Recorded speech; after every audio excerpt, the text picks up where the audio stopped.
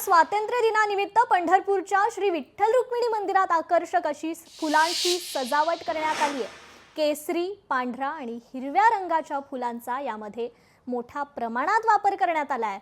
झेंडू, गुलाब, शेवंती, ऑर्किड, ब्लूडीची, जिप्सो इत्यादी फुलांचा वापर करत आकर्षक आणि नयनरम्य अशी ही सजावट करण्यात आली आहे। यासाठी जवळपास 2 टन फुलांचा वापर केला गेला आहे। तिरंगा रंगांमध्ये विठुरायाचं हे सावळं रूप पाहून साक्षात देवच स्वातंत्र्य दिनाचा उत्सव साजरा करत असल्याचं दिसतंय। सदरची ही सजावट पुण्याचे विठुभक्त सतीश चव्हाण यांनी देवाच्या चरणी अर्पण केली आहे।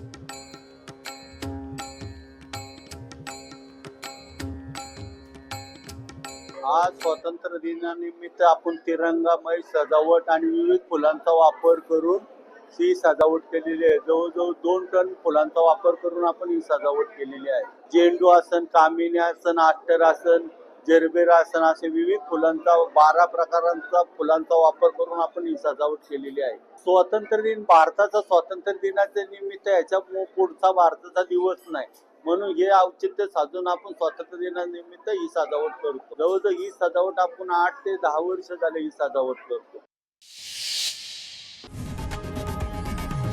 लोकशाही मराठी ऐका, पहा, जागरूक रहा।